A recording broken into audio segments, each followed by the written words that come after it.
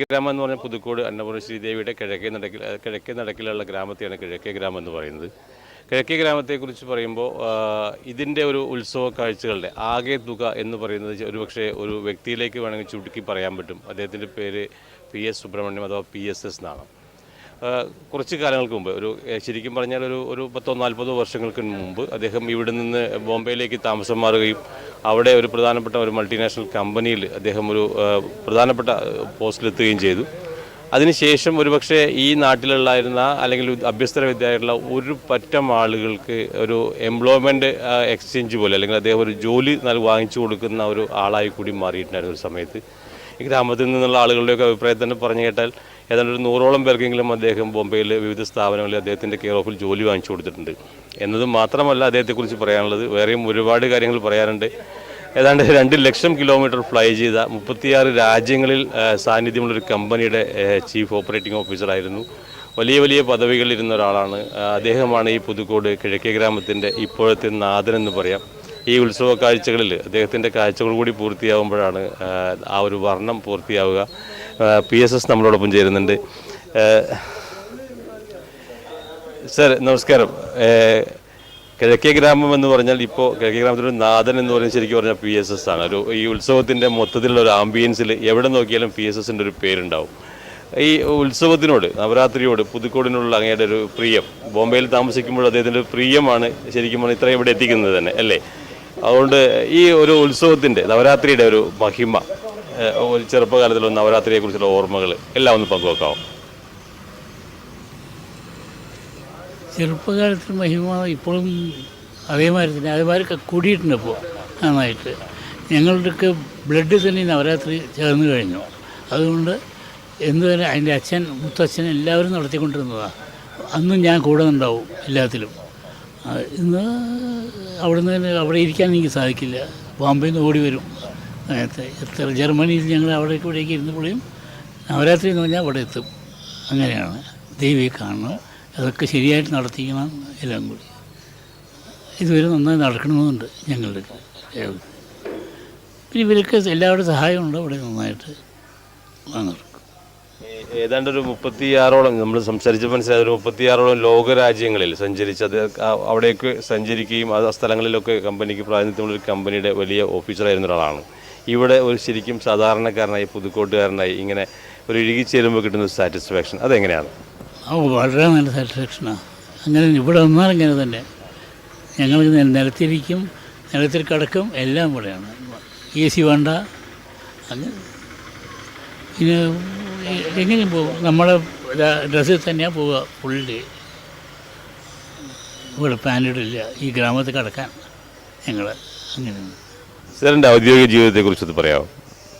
ഔദ്യോഗിക ജീവിതം വലുതായിട്ടൊന്നുമില്ല. ഞാൻ BSc പാസ്സായിട്ട് പോയതാണ്. അവിടെ ഷോർട്ട് ഹാൻഡ് ടൈപ്പ് റൈറ്റിംഗ് പഠിക്കാൻ പോയപ്പോൾ ഇല്ല എന്ന് പറഞ്ഞു. ടൈപ്പ് റൈറ്റിംഗ് എനിക്ക് 5 മാസമേ ടൈം ഉണ്ടായിരുന്നുള്ളൂ പോകാൻ. ടൈപ്പ് റൈറ്റിംഗ് പഠിച്ചു. ഷോർട്ട് ഹാൻഡ് ഇല്ല എന്നുകൊണ്ട് ഞാൻ ഡേ ആൻഡ് നൈറ്റ് എഴുതി, ബുക്ക് വാങ്ങി എഴുതി പഠിച്ചു. എന്നിട്ട് പോയപ്പോൾ കൽക്കട്ടയിൽ ഫസ്റ്റ് പോയി. ഒരു 3 ആഴ്ച കഴിഞ്ഞപ്പോൾ ഒരു ജോലി കിട്ടി. ആ ജോലിയിൽ തന്നെ ഒരാൾ പറഞ്ഞ് ചേരണ്ട, ഒരാഴ്ചയെ വെച്ചുകൊണ്ടിരിക്കുള്ളൂ, ഇനി പോകാൻ പറയുന്നത്. ഞാൻ പറഞ്ഞു ഒരാഴ്ചയാണെങ്കിൽ ഒരാഴ്ച പോയിട്ട് ജോയിൻ ചെയ്തു. അത് കഴിഞ്ഞ് അവർ ആ സമയത്ത് നമ്മുടെ ബോസ് എന്നോട് പറഞ്ഞു, തലയിലെൻ്റെ കളിമണ്ണാണോ ചോദിച്ചു. ഇരിക്കാൻ സാധ്യതയുണ്ട്, എനിക്കറിയില്ല എന്ന് പറഞ്ഞു. നോക്കിയിട്ടില്ല. എന്നാൽ ആ കമ്പനിയിൽ ഓരോരുത്തരായിട്ട് എല്ലാവർക്കും ഇഷ്ടമായി. ഓരോരുത്തരായിട്ട് ഇന്ന് അത് കഴിഞ്ഞ് ഞാൻ വിടുമ്പോൾ 8,000 പീപ്പിളാണ് അവിടെ. ഞാൻ ചേരുമ്പോൾ ഒരു 100 ആളിന് കുറവായിരുന്നു. ഈ സ്ഥലത്തൊക്കെ പോയിട്ടില്ല. പിന്നെ ആക്ച്വലി ചെയർമാൻ കഴിഞ്ഞിട്ട് ഓൾമോസ്റ്റ് സെക്കൻഡായി. ഞാൻ ലാസ്റ്റായിരുന്ന ആൾ അവിടെ തന്നെ. നല്ല ഉദ്യോഗസ്ഥം. അവിടുത്തെ ഓണേഴ്സും വളരെ നല്ല ആളുകളാണ്. ഞങ്ങൾ ഈ പൈപ്പ് ലൈനിലാണ്, ഇതിലാണ് oil refinery pipe lines, oil pipe line ഇന്ത്യയിലുണ്ടായിരുന്നില്ല. ഇന്ത്യക്കാർ ചെയ്തുകൊണ്ടിരുന്നില്ല. ഞങ്ങളാണ് ഫസ്റ്റ് കമ്പനി തുടങ്ങിയത്. എത്ര ഇതായി ഞാൻ പോയ രാജ്യങ്ങളിലൊക്കെ അതിന് തന്നെയാണ് പോയിരുന്നത്.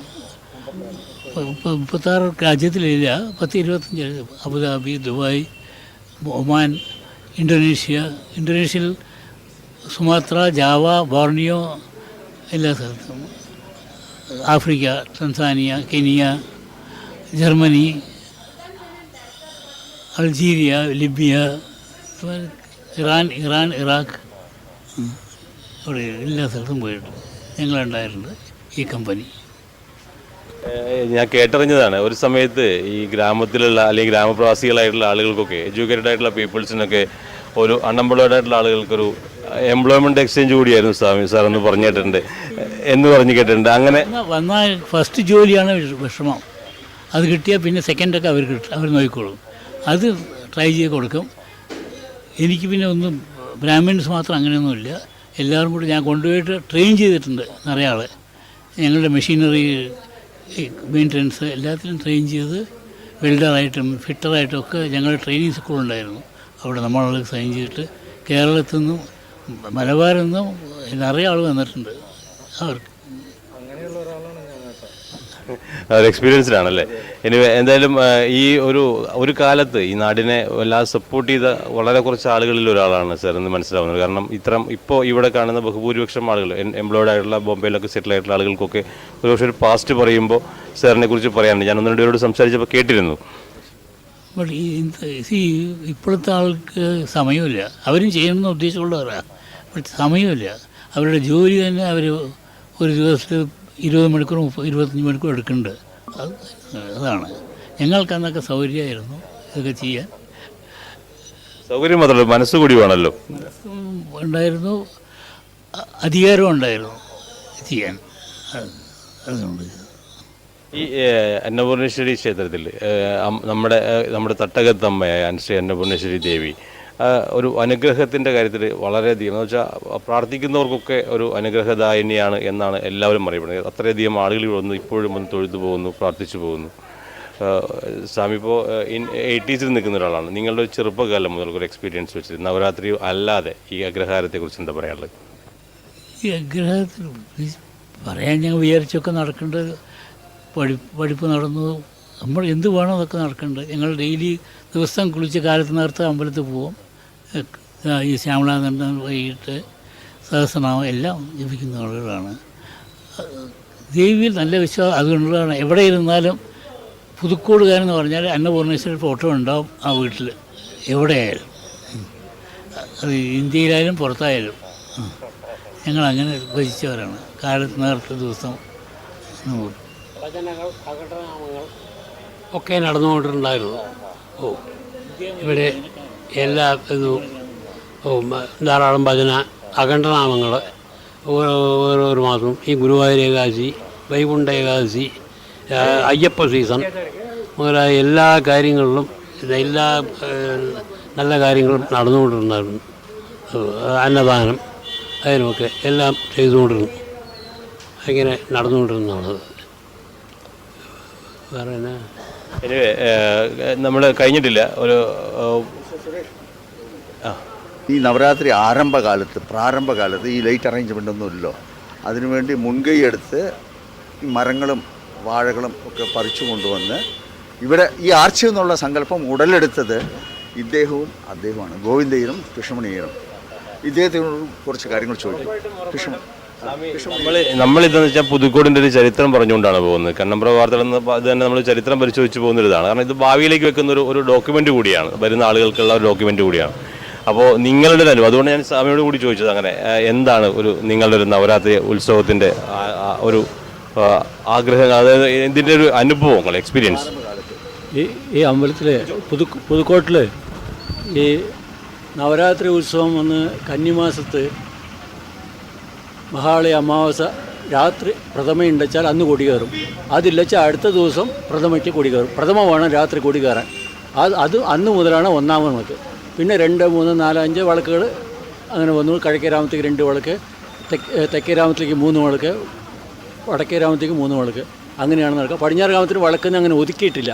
പക്ഷേ അവിടെ ആരെങ്കിലും ഉണ്ടെച്ചാൽ അത് നടത്തും, അല്ലച്ചാൽ തെക്കേ രാമക്കാരെ എടുത്ത് നടത്തും. 9ാമത്തെ ദിവസം സദ്യ നടത്തുന്നത് നാണുപൊട്ടർ സദ്യ എന്ന് പറയും. അവർ കുറച്ച് അവിടെ നിലങ്ങൾ ഒഴിച്ചിരുന്നു. അതിന്ന് മിച്ചവാരം വന്നിട്ടാണ് നടത്തിക്കൊണ്ടിരുന്നത്. ഈ സദ്യ മുഴുവൻ ദേവസ്വമാണ് പണ്ട് നടത്തിക്കൊണ്ടിരുന്നത്. ഗ്രാമക്കാരിലേക്ക് അതിന് ബന്ധമില്ല. പക്ഷേ അവിടെ അമ്പലത്തിൽ നൈവേദ്യം വയ്ക്കണം, പായസം, അത്ര അപ്പോഴേ സദ്യ ആവുള്ളൂ. ആ സദ്യ നടത്തണമെന്ന് വെച്ചാൽ ഗ്രാമക്കാരുടെ അടുത്ത് ആർക്കെങ്കിലും വഴിപാടുമായിട്ട് ചെയ്യിപ്പിച്ചാൽ അപ്പോൾ ഗ്രാമക്കാരാണ് അന്ന് മുതൽ ഈ നൈവേദ്യങ്ങളൊക്കെ ചെയ്തുകൊണ്ടിരുന്നത്. ആ സമയത്ത് ഈ ദേവസ്വം ബോർഡ് സദ്യയില്ല അതില്ല എന്ന് പറഞ്ഞു ഗ്രാമക്കാരെ മുഴുവൻ കറവോപ്പറം ചെയ്യുന്നവരെ അവിടെ പോയി വളരെ തകരാറ് ചെയ്തതിന് ശേഷമാണ് അവർ സാങ്ഷൻ ചെയ്യുക. പിന്നെ അത് ശേഷം അത് നടന്നുകൊണ്ടിരുന്നപ്പോൾ നടുവിൽ അവർ ലാൻഡ് സീലിംഗ് വന്നപ്പോൾ അവർക്ക് മിച്ചമാനം